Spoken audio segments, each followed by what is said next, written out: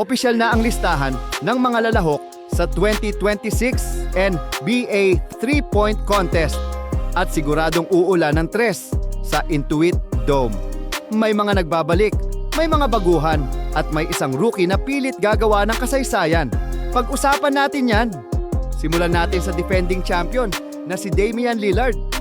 Matapos mawala dahil sa torn Achilles, heto na si Dame.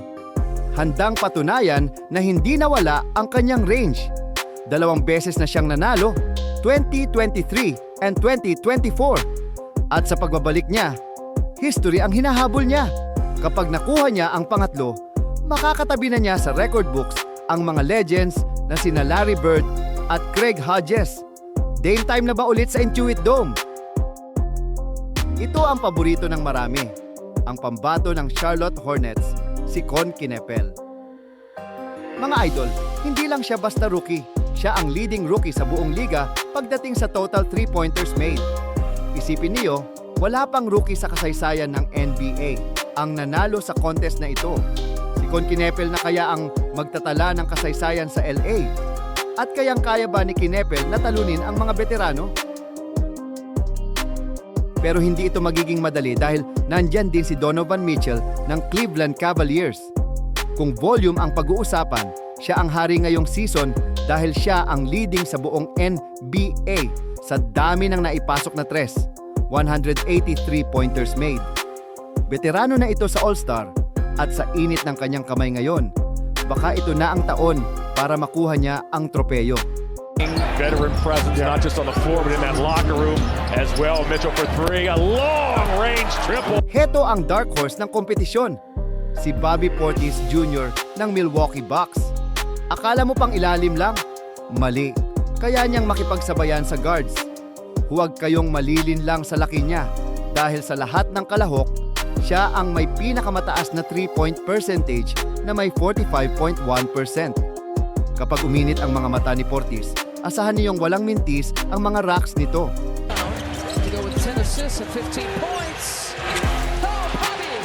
Bring it up from the corner. Magbabalik din ang 2018 champion na si Devin Booker.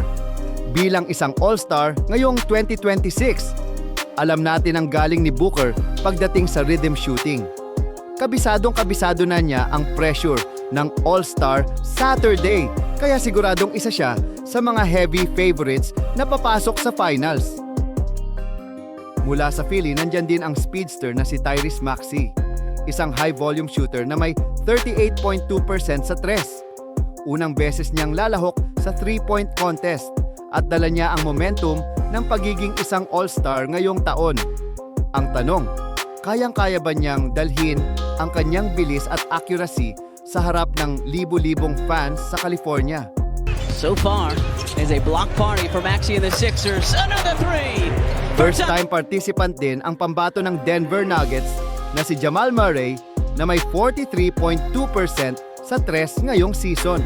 Kilala natin si Murray bilang isang clutch shooter sa playoffs at ngayon, ipapakita naman niya ang kanyang gilas sa rack-to-rack shooting. Isa siya sa mga pinaka-dangerous na shooters kapag nahanap na ang kanyang rhythm. Clock is short here for Murray. He's got to put it up 1 second. He tosses up the three and nails it. At pangwalo sa listahan ay si Norman Powell ng Miami Heat, ang underrated sniper na may 39.3% sa tres. Debut din ni Powell sa contest na ito at bilang isa sa mga pinaka-consistent na scorers mula sa perimeter, hindi siya dapat i-underestimate.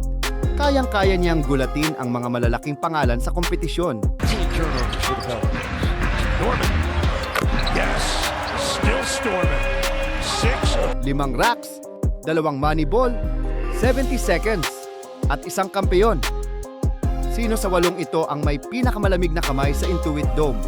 Walang safe na prediction dito. Kaya ikaw, sino ang bet mo? Comment mo ngayon.